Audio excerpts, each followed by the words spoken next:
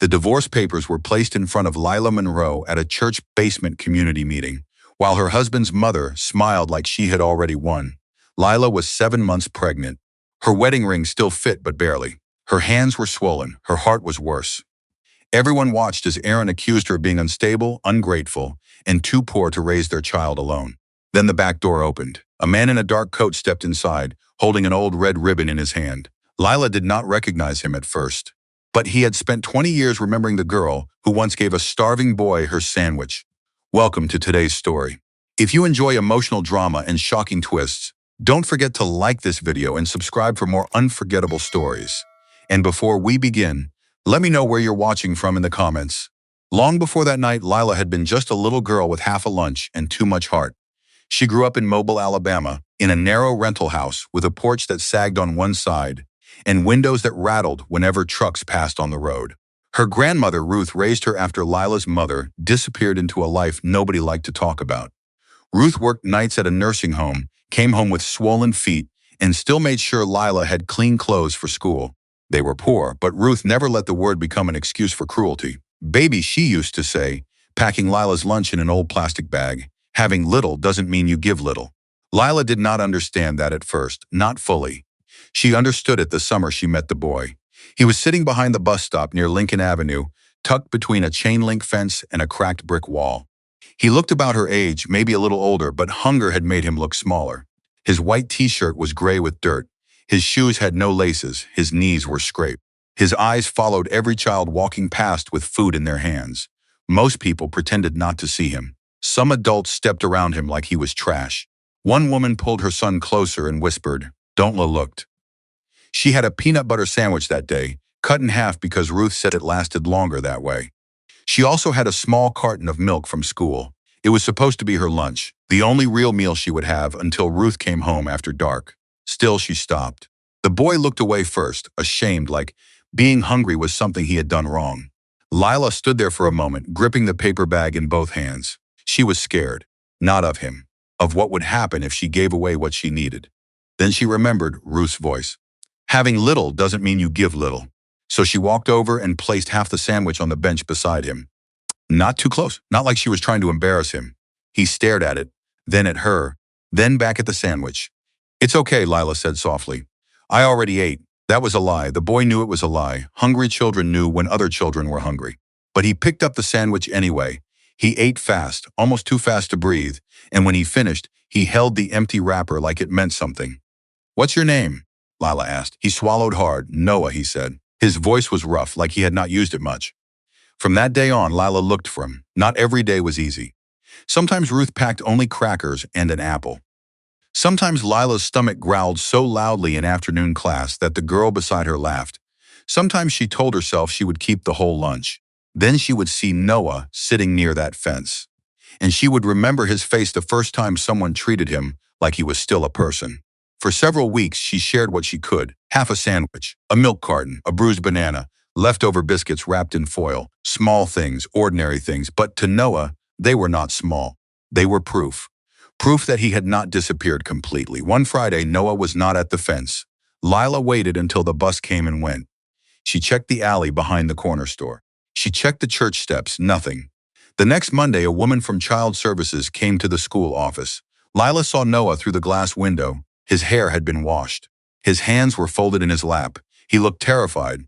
When he saw Lila, he stood so quickly the chair scraped the floor. The adults tried to keep them apart, but Ruth was there that day, called in from work because Lila had refused to leave until she knew where Noah was going. Noah told her he was being placed with a foster family outside the city. Lila did not know what to say, so she untied the red ribbon from the end of her braid. It was faded, cheap, and fraying on one side.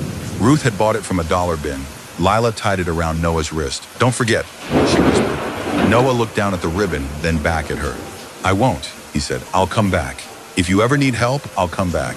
Lila almost smiled because children made promises like that when they had nothing else to give.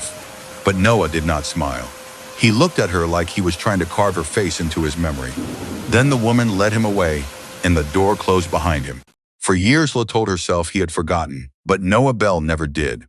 20 years later, Lila Monroe still thought about Noah Bell whenever she packed a lunch, not every day, not in a dramatic way. Life had been too full of bills, shifts, rent, and survival for that.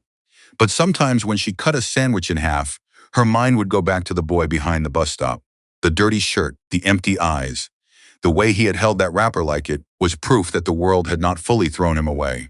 Lila grew into the kind of woman who noticed people others missed. That was why she became a nurse aide at a small women's clinic in Nashville. The pay was not impressive. The hours were hard, but she liked the work. She liked helping women sit up after appointments. She liked explaining paperwork to scared young mothers. She liked being the person who said, "You are not alone," and meant it. That was where Aaron Whitaker first saw her. He came in with his sister for a prenatal appointment. He was polite, clean-cut, the kind of man who held doors open and remembered nurses' names. He wore pressed shirts, smelled like cedar cologne, and had the easy confidence of someone who had never had to ask if he belonged in a room. At first, Lila did not trust it. Men like Aaron usually looked past women like her. Women who worked hourly jobs. Women who came from old neighborhoods and carried their lives in practical shoes. But Aaron did not look past her. He asked about her day. He brought coffee after his sister's appointments. He made her laugh in the hallway beside the vending machine. When he asked her to dinner, she almost said no. Ruth had been gone by then for 3 years, and Lila was tired of eating alone in the little house her grandmother left her. So she said yes. Aaron was charming in a careful way. He listened well. He remembered small things. He said he admired how hard she worked. He told her she had a good heart, and at the time did not hear the danger in that phrase. She thought he meant it as love. For the first year, he made her feel safe. Then safety slowly became permission. He wanted to know why she needed extra shifts, then why she still helped certain patients after hours, then why she sent money to the community center near her old neighborhood when they could be saving for their future. After the wedding, he became softer in public and sharper in private. He did not shout at first, he sighed. That was worse somehow. A sigh could make her feel childish, wasteful, difficult. His mother, Denise, moved through their marriage like she had a spare key to Lila's soul. She was elegant, church-going, and cruel in a way that always sounded like advice. "You're sweet, honey," Denise once said while looking through Lila's kitchen cabinets. But sweetness doesn't raise a family. Stability does. When Lila became pregnant, Aaron cried at the ultrasound. Real tears, or at least they looked real. He kissed her forehead in the parking lot and promised everything would be different now. For 2 weeks it was. Then Denise started coming over with grocery lists, parenting books, and opinions. She told Lila which doctor to use, what vitamins to take, how much weight was too much, and why working at the clinic was too stressful for the baby. Aaron agreed. "You don't have to prove anything," he told Lila one night, rubbing her shoulders while she sat on the edge of the bed. "Let me take care of things." It sounded loving, but soon her paycheck was gone. Her schedule was gone. Her independence was gone. Aaron gave her a debit card linked to an account he controlled. Denise drove her to appointments. If Lila wanted to visit a friend, Aaron asked why. If she wanted to go to the community center, Denise said pregnant women should not be running around saving everyone else. By the time Lila was 7 months pregnant, she had started apologizing for needing basic things. Then Aaron changed his phone password. He said it was for work. He started taking calls in the garage. He started wearing a different cologne. He smiled at messages he would not let her see. And one night, while folding his laundry, Lila found a receipt in his jacket pocket. A hotel bar downtown, 2 glasses of wine, 1 dessert. The date was the same night Aaron had told her he was meeting a client. Lila stood in the laundry room, with one hand on her belly and the receipt in the other. The baby kicked once, hard, as if her daughter had felt the truth before she did. That was the first crack. But it was not the one that broke everything. The next morning, Aaron left his laptop open on the kitchen table. Lila was not trying to snoop. Not really. She was closing the screen before Denise arrived. Then she saw the subject line, "Custody strategy before delivery." Her fingers went cold, and when she opened the email, the first sentence made the room tilt. "If Lila signs before the birth, your position becomes much stronger." Lila read the email twice, then a third time slower. Each word felt heavier than the last. "If Lila signs before the birth, your position becomes much stronger." There were more lines below. Legal language, suggestions, timing, references to temporary custody and financial control. It wasn't written like a husband planning a separation. It read like a strategy, a plan. Her hands started to shake, not dramatically, just enough that the cursor on the screen blurred when she tried to scroll. She closed the laptop carefully, too carefully, like any sudden movement might make the whole truth collapse back into hiding. Aaron came home an hour later. He kissed her on the cheek, asked how she was feeling, touched her stomach like he still believed in the future growing there. Lila watched him, really watched him. Every movement felt rehearsed now. Every soft word carried a second meaning. "Did you eat?" he asked. "That's good," he said, smiling. "You need to take care of yourself." The words sounded kind. They landed like instructions. Denise arrived that afternoon without calling first. She always did that. Walked in like the house already belonged to her. She set a bag of groceries on the counter and immediately started reorganizing things that didn't need organizing. "Too many processed foods," she said, glancing at Lila's pantry. "Not good for the baby." Lila stood there, one hand resting on her stomach, trying to steady her breathing. She wanted to scream. Instead, she asked quietly, "Aaron, can we talk later? Just us?" Denise answered before he could. "Oh, honey, whatever it is, we can all talk together. There's nothing to hide in a healthy family." That hat word almost laughed. Aaron hesitated for half a second. Then he nodded. "Yeah, we can all talk. It's easier that way." "Easier for who?" Lila swallowed it down. That night after dinner, Denise sat across from her like a judge. Aaron stood behind his mother's chair, arms crossed, silent. Lila sat alone at the table. Her own kitchen suddenly felt unfamiliar. "I saw something today," Lila said, keeping her voice steady. "An email." Aaron didn't flinch. That was the first answer. Denise leaned back slightly, folding her hands. "And what exactly do you think you saw?" "You're planning something." "Before the baby is even born," Aaron sighed. That sigh again. "Lila," he said, slow, patient, like explaining something to a child. "You're under a lot of stress. That's normal. Hormones, everything going on, it can make things feel bigger than they are." She stared at him. He didn't deny it. He reframed it. Denise leaned forward. "Sweetheart, we're trying to protect you. You don't have income right now. You're emotional. That's not your fault. But it does matter when a child is involved." There it was. Not a secret anymore. A position. Lila's chest tightened. "So your solution is what? I sign something and just trust you?" Aaron stepped in then, calm. "It's temporary," he said. "Just until things settle. It's standard. It protects everyone, except her." Lila looked down at her hands, swollen fingers that suddenly felt too tight. "You want me to give up control?" she said softly. "No," Aaron replied quickly. "Just share responsibility." Denise smiled. "That's what strong families do." Lila felt something shift inside her, not break, harden. She nodded slowly like she was considering it, like she was still the same woman they thought they understood. "Okay," she said. Aaron relaxed immediately. Denise's smile widened just a little, but Lila was already somewhere else, watching, listening, learning, because for the first time she understood something clearly. This wasn't about helping her. This was about replacing her. And later that night, when Aaron fell asleep beside her, Lila lay awake in the dark, staring at the ceiling, one hand resting protectively over her belly. She wasn't just scared anymore. She was thinking. And in the quiet, one thought kept repeating itself. If they were planning this so carefully, what else had she already signed without realizing it? Lila did not confront Aaron again the next day. She acted like nothing had changed. That was the only way she could think. She woke up early, made coffee, moved slowly through the kitchen like she always did.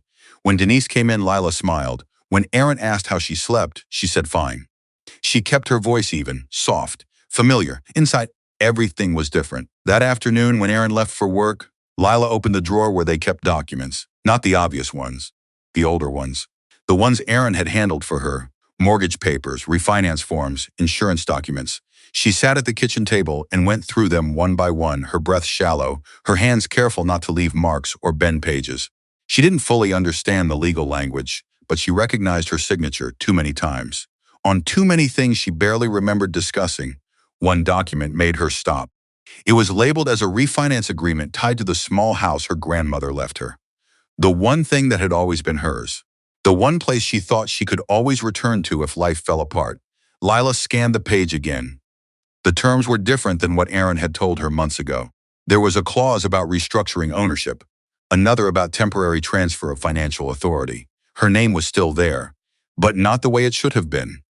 Her chest tightened. This wasn't just about custody. They were building something larger, piece. She took pictures of the pages with her phone, quietly, carefully. Then she put everything back exactly as she found it. When Aaron came home that night, he brought takeout. Her favorite. He kissed her cheek again just like before. The same warmth, the same practiced tenderness.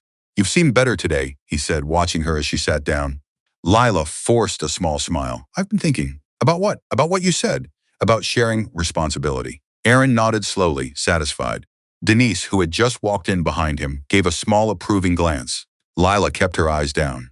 I just want what's best for the baby, she said. That was the truth. Just not the whole truth. 2 days later, an envelope arrived. It had the church's name printed on the front. Inside was an invitation to a community meeting. It mentioned family mediation, support, guidance. It sounded harmless, almost caring, but Lila felt something tighten in her chest the moment she read it. Denise didn't even try to hide it this time. It would be good for you, she said, placing the letter neatly on the table. A neutral space. Witnesses. Guidance from people who understand family structure. Witnesses. Lila heard the real meaning.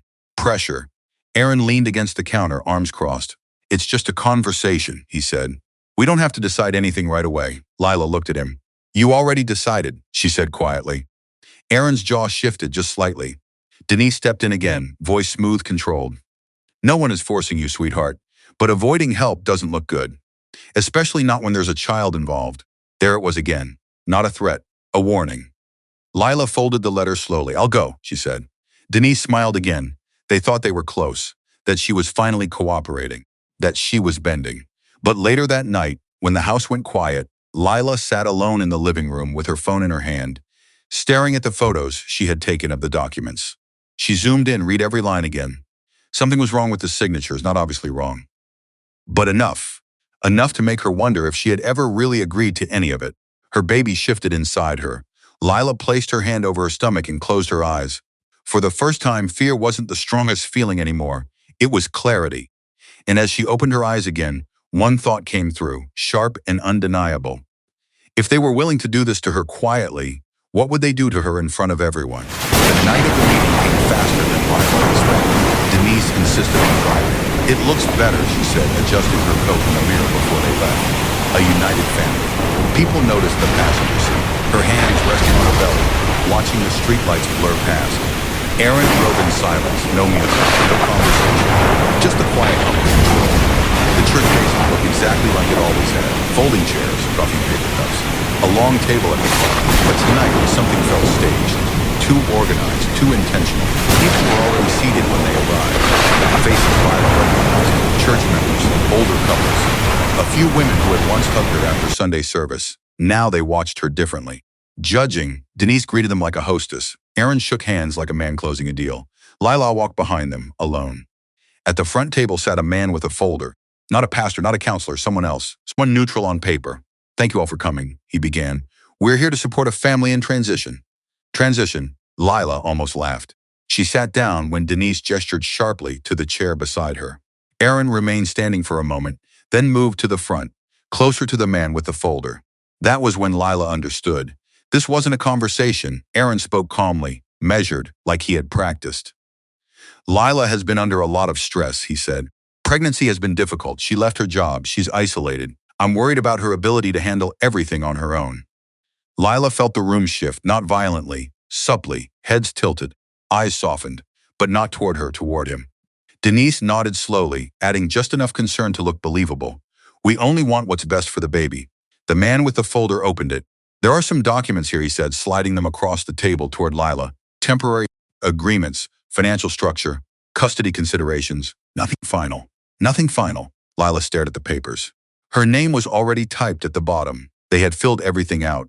All that was missing was her signature. A woman from the church leaned forward slightly. Honey, sometimes it's okay to accept help. Help. Lila's throat tightened.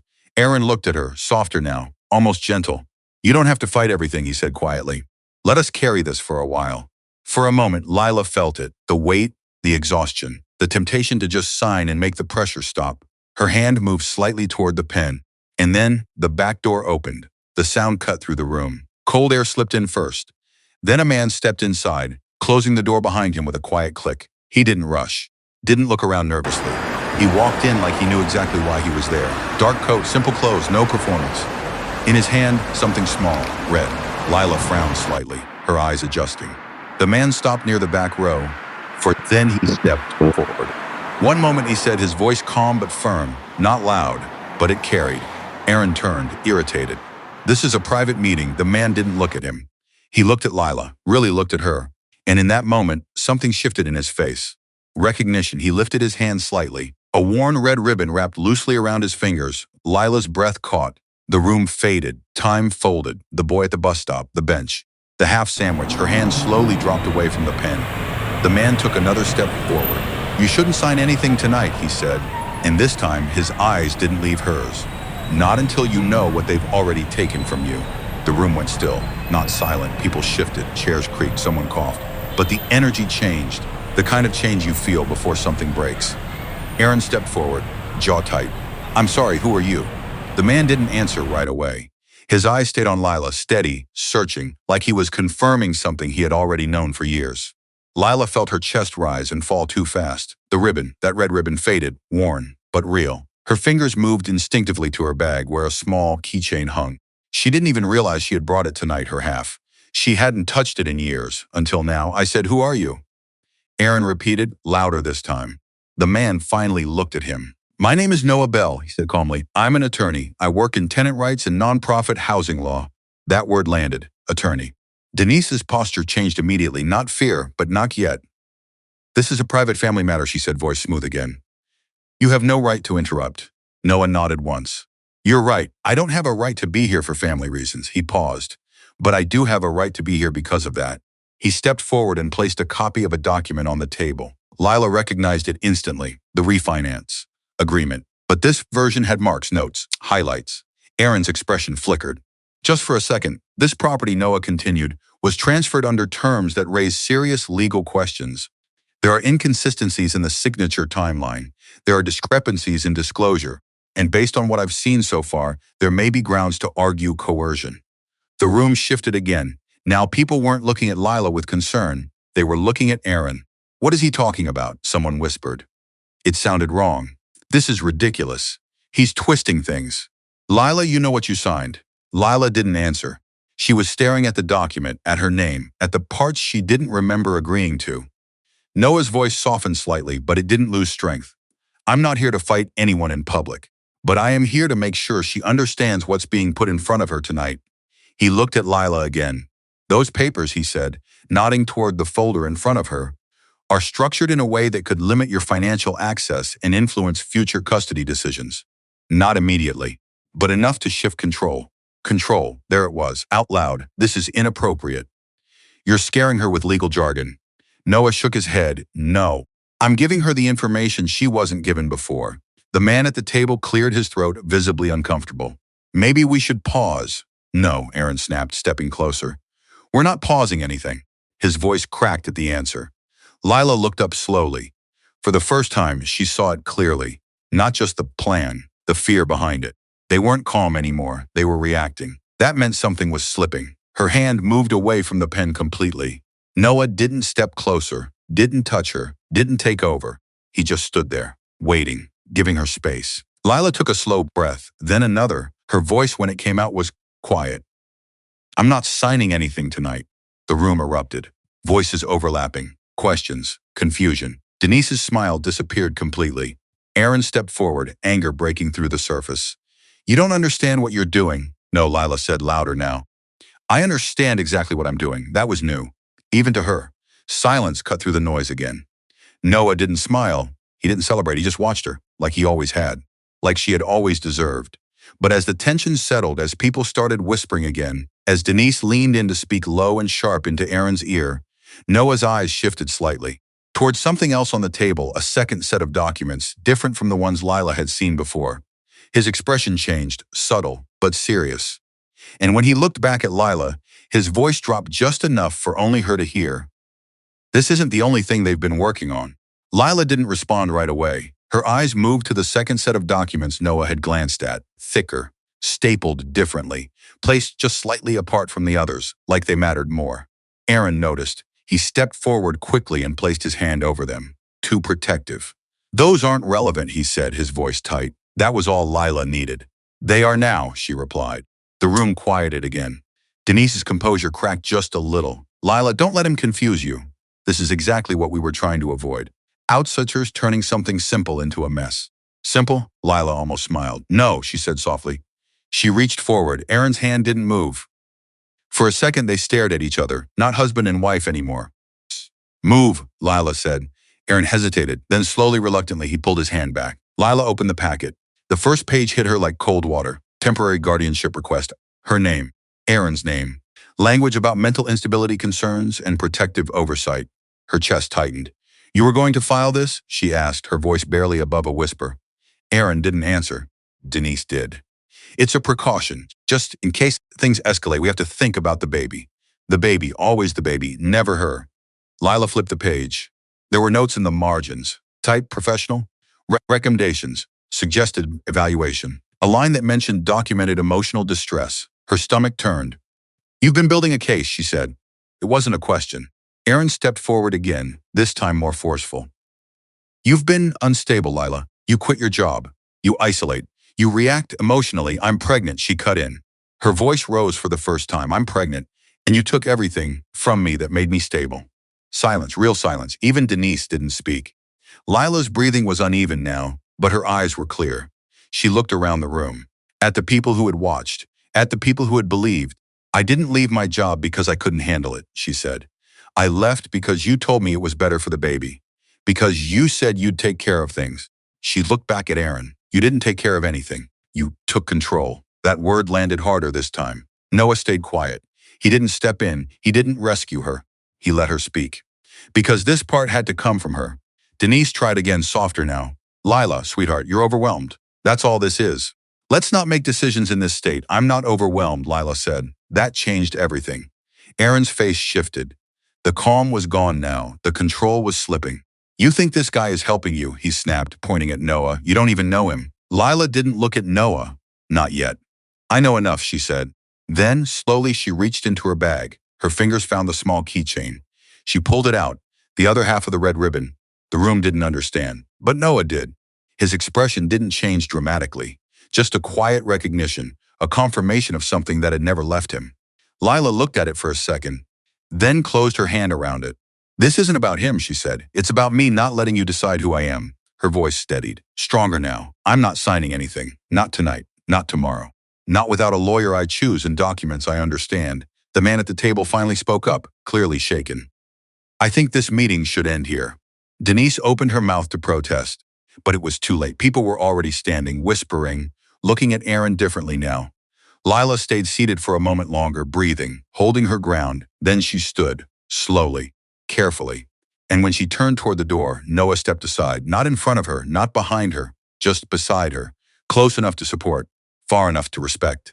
But as they reached the doorway, he leaned slightly closer, his voice low. "There's more," he said. Lila stopped, her heart dropped again. "What do you mean?" she asked. Noah's eyes were serious now. "Your property," he said quietly. "The land tied to that house, it's part of a larger acquisition plan." Lila felt the ground shift under her. "Aaron isn't just trying to leave you," Noah added. "He's trying to clear you out before someone else takes everything." Lila went into labor 2 days after the hearing. Not dramatic, not cinematic, just pain that came in waves, sharp and real, in a hospital room that smelled like antiseptic and quiet fear. She was alone when it started. Aaron had been served temporary restrictions after the court reviewed the initial evidence. He wasn't allowed to show up unannounced. Denise had tried once anyway, arguing with a nurse at the front desk, but security turned her away. For the first time since her pregnancy, the room felt like it belonged to Lila. No one controlled who walked in. No one spoke over her. No one made decisions for her. Noah stayed in the waiting area. He didn't ask to come in, didn't push, didn't hover. He sat with a paper cup of coffee gone cold, hands resting still, like he understood that being present didn't mean being in the center. Hours passed. When the baby finally cried, it wasn't loud, just small. Lila held her daughter against her chest, tears running quietly down her face. Not from pain, from something else. Relief, strength she didn't know she had. "She's perfect," the nurse said softly. Lila nodded, unable to speak. For a long moment, nothing else mattered. Not Aaron, not Denise. Not the documents or the courtroom or the whispers in that church basement. Just her and the child in her arms. Outside, Noah stood when the nurse came out. He didn't ask questions right away, just waited. "She's okay," the nurse said. Both of them, Noah exhaled slowly. That was enough. The weeks after weren't easy. The legal process moved forward the way real things do. Slow, careful, document by document, statement by statement. The refinance agreement wrongfully challenged. A forensic review raised serious questions about the timeline and disclosures. The court placed a hold on any transfer tied to the property. Aaron's business deal collapsed quietly. Not in one moment, But piece by piece, investors pulled back when the legal risk surfaced. Paige's family stepped away entirely when they realized the situation wasn't clean. Paige didn't defend Lila. But she didn't stand with Aaron either. She left. Aaron lost more than money. People in the community started asking questions. The same people who had once nodded at his words now avoided eye contact. His image didn't shatter overnight. It eroded. Denise stopped coming around the hospital, then stopped calling. Control only works when people still believe you deserve it. And slowly, for the first time, Lila had space. She kept the house, not because someone gave it back to her, because she fought for it, with legal aid, with documents, with truth that finally had somewhere to stand. The community center didn't disappear either. A small nonprofit stepped in with Noah's help, not to build something grand, but to protect what already existed. A few repairs, a few programs, enough to keep the doors open. That mattered more. 3 months later, Lila stood outside that same building. Her daughter was asleep in a carrier against her chest. The afternoon light was soft. Kids were walking past after school, laughing loud, careless in the way children should be. On the fence beside the entrance, someone had started tying small ribbons. Not many, just a few. Red, faded ones. Lila reached into her bag. She pulled out the ribbon her half. For a moment, she just held it. Then she tied it gently onto the metal wire. It fluttered slightly in the breeze. Not as a promise waiting to be fulfilled, as something else. Something finished, something understood. Noah stood a few steps away. Not close, not distant. Just at him. "You didn't come back to save me," she said quietly. Noah shook his head. "No." She nodded. "You came back to make sure I wasn't alone while I saved myself." He didn't answer. He didn't need to. That was the truth. Lila looked back at the ribbon. At the building, at the small table someone had placed near the entrance, with a box of sandwiches and a handwritten sign. "Take one if you need." No questions. A little girl stood there, hesitating, looking around like she wasn't sure she was allowed. Lila stepped closer. "It's okay," she said gently. The girl nodded and took one, held it like it mattered.